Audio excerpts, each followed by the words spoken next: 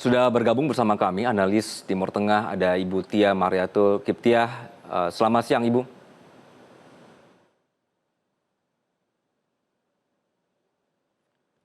Ibu Tia, maaf saya belum bisa mendengarkan suara Ibu.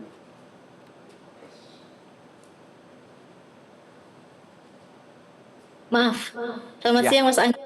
selamat siang Ibu. Sorry. Ya, kita melihat gencatan senjata rapuh. Serangan Amerika disebut tidak merusak fasilitas nuklir Iran, begitu. Trump marah-marah merasa tidak dituruti Israel. Anda melihat situasi ini seperti apa, Bu Tia? Harusnya sudah terjadi ya gencatan senjata itu. Jadi yang namanya gencatan senjata itu harus dari kedua belah pihak. Artinya tidak bisa melalui cuitan di platform X misalnya Trump menyatakan terjadi gencatan senjata.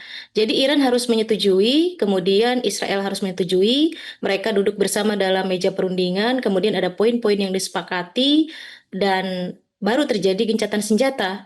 Jadi kalau misalnya sepihak dan diumumkan di platform media sosial, Iran merasa tidak ada kesepakatan apapun. Jadi akhirnya cancel kembali gencatan senjata ini. Makanya setelah itu kan ada serangan kembali ke pihak Israel. Jadi tidak bisa gencatan senjata itu dilakukan sepihak atau misalnya pihak Amerika Serikat hanya bicara dengan pihak Israel, kemudian ada deal satu pihak sementara pihak Irannya tidak tahu menahu. Nah, ini yang harus di apa namanya? Diklarifikasi begitu ya. Jadi ketika sekarang kembali saling serang menyerang, saya melihat memang belum sampai kepada gencatan senjata.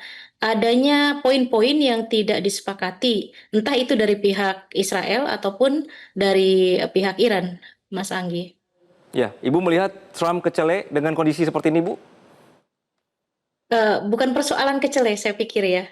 Jadi memang apa namanya, saya tidak tahu bagaimana cara berkomunikasi politik Trump dalam politik global.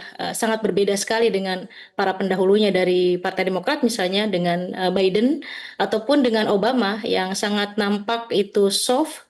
Itu adalah Obama. Makanya ada kesepakatan JCPOA kan dengan Iran saat pemerintahan Presiden Obama. Nah ini Trump ini mungkin saya menyebutnya Mas Anggi asbuኝ begitu ya. Jadi cukup dia mencuit kemudian terhadap Cina juga gaya politiknya seperti itu. Memberikan bullying begitu ya di sosial media. Kemudian terjadi clash. Nah, kemudian pada akhirnya mengklarifikasi, termasuk dalam penerapan tarif ke beberapa negara juga melalui platform media sosial, sehingga banyak negara-negara yang terkejut begitu. Jadi komunikasi politik dalam proses politik global sangat buruk Presiden Trump ini. Harusnya tidak demikian begitu ya, ya dalam proses diplomasi, dalam proses perundingan ataupun dalam proses gencatan senjata ketika dua negara terjadi konflik gitu. Ini yang harus diperbaiki ya, makanya kita tidak aneh nih Mas Anggi, publik Amerika Serikat sekitar 60 sekian persen berdasarkan survei itu banyak mengkritisi Presiden Trump begitu karena itu tadi asal melakukan kebijakan sesaat kemudian mengklarifikasikannya lagi kemudian tiba-tiba cancel kemudian tiba-tiba berubah begitu. Jadi saya tidak tahu apa ini namanya kecele atau bagaimana. Oke, Bu Tia, pendekatan behavioralism, apakah sikap pemimpin seperti ini berbahaya, Bu? Ada saya meneliti dengan mahasiswa saya mengenai Trump ini tapi dari aspek psikologi dari sistem leadership dia, dari personality dia, dari kognitif, dari faktor kognitif dia memang sedikit berbeda. Jadi untuk negara sebesar Amerika Serikat ini tentu sangat berbahaya ya dipimpin dengan sosok Trump ini. Apalagi ini yang berkonflik dua negara yang memang tidak main-main. Satu sisi adalah Israel, kita jangan sampai juga melupakan Gaza. Jadi Israel aktif membalas serangan Iran, tapi juga Gaza terus digempur begitu ya, hampir 1.000 yang meninggal dunia begitu.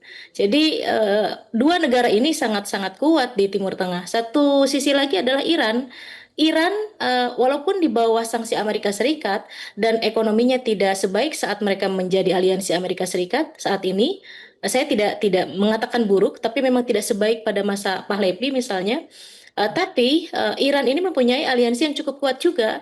Ada Rusia, ada Cina. Kembali saya reminder bahwa banyak perusahaan Cina yang berinvestasi di Iran, terutama di sektor gas dan oil begitu. Kemudian Rusia juga demikian. Artinya memang aliansi kedua belah pihak sangat kuat. Maka Trump tidak boleh asal seharusnya ya dalam menyatakan apapun, dalam mendeklarasikan apapun, dan komunikasi politik ini harus dilakukan oleh Trump dengan sebaik-baiknya. Jika ini tidak dilakukan, akhirnya Iran merasa tidak ada ceasefire, Israel merasa bahwa Iran menyalahi kesepakatan gencatan senjata. Yang terjadi adalah konflik berlanjut. Nah, berlanjutnya konflik kedua negara ini, efeknya adalah bukan hanya untuk mereka berdua, sampai ke Asia Tenggara, ke kita, ke Indonesia juga akan terkena dampaknya, terutama dari faktor ekonomi begitu. Jadi untuk kemaslahatan umat manusia itu seharusnya mereka bisa memikirkan ego masing-masing. Ini bukan ajang show off, pada akhirnya akan terjadi korban sipil juga, dan ini akan berimbas terhadap perekonomian dunia begitu, Mas.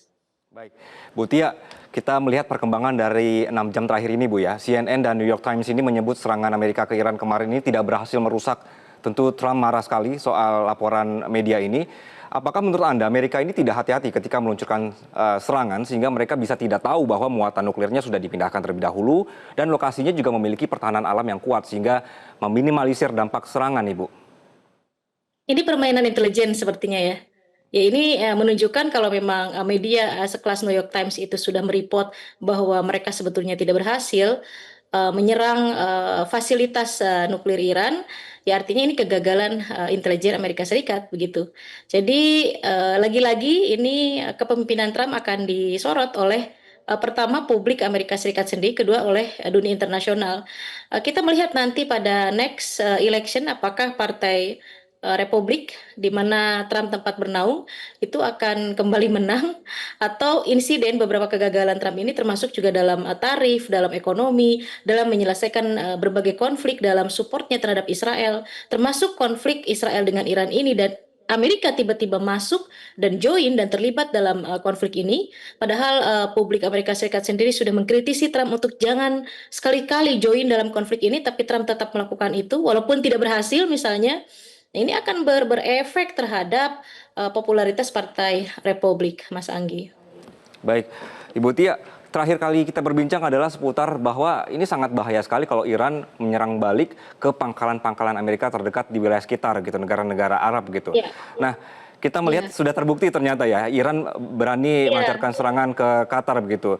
Nah, ini akhirnya membahayakan sekutu-sekutu Amerika Serikat sendiri untuk serangan balik dari Iran. Dan negara-negara yang tadi sebenarnya berhubungan baik dengan Iran, akhirnya juga sekarang merasa kedaulatan mereka dilanggar. Anda melihatnya seperti apa, Ibu?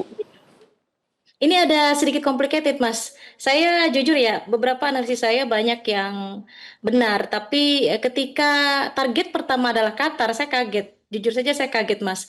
Karena begini, berdasarkan data, antara Iran dengan Qatar itu merupakan sahabat dekat. Mungkin kita masih ingat bagaimana ada clash atau ada cut diplomatik antara Saudi Arabia dengan Qatar. Nah, ini disebabkan karena Qatar mencoba approach terhadap Iran, kemudian mereka membuka kerjasama di bidang gas, Mas. Jadi mereka ada punya satu ladang bersama antara selatan dengan utara, mereka garap bersama, proyeknya besar, dan Qatar di Gulf countries, di negara-negara Teluk, adalah negara pertama yang melakukan diversifikasi ekonomi. Qatar sudah mulai sadar tidak bisa selamanya negara-negara Teluk itu tergantung dari resource, dari oil. Jadi mencoba melakukan diversifikasi ekonomi. Kalau Saudi belakangan baru ya, ada Neom Project, ada yang lain-lain, ada Saudi Vision. Nah, Qatar itu duluan. Nah, ketika Qatar menerapkan diversifikasi ekonomi, maka semua menjadi kawan, termasuk Iran yang saat itu masih bermusuhan dengan Saudi, malah didekati oleh Qatar, begitu. Jadi ini adalah kaget ketika sahabat dekat ini ternyata yang menjadi target pertamanya itu adalah yang diserang Iran itu adalah Qatar. Walaupun sebetulnya ada call dulu, saya sudah melihat bahwa ini pasti tidak mungkin begitu saja menyerang. Pasti ada warning dulu, ada call dulu dengan pihak Qatar untuk bisa menyelamatkan dan meyakinkan Qatar bahwa tidak akan terjadi korban sipil. Dan memang terbukti tidak terjadi korban sipil. Ini Iran hanya show off terhadap dunia internasional bahwa apa yang dilakukan Amerika Serikat dengan menyerang fasilitas nuklir Iran ini tidak dibenarkan secara hukum internasional. Iran Baik. hanya ingin menunjukkan itu. Selepas itu diserang Qatar ya sudah selesai begitu. Kecuali Mas Anggi, jika Israel terus-menerus menyerang Iran dan Amerika Serikat sendiri tidak memberikan action apa-apa terhadap kondisi ini, bisa jadi setelah Qatar itu akan menuju kepada negara-negara berikutnya. Karena tidak hanya Qatar Baik, ya baik. yang punya apa namanya pangkalan militer Amerika Serikat, ada Saudi juga, ada Irak juga Oke, begitu ya. Itu bisa baik. jadi akan menjadi target berikutnya, tergantung dari Ya, serangan-serangan Mutia. yang dilakukan oleh apa namanya Israel terhadap Iran begitu.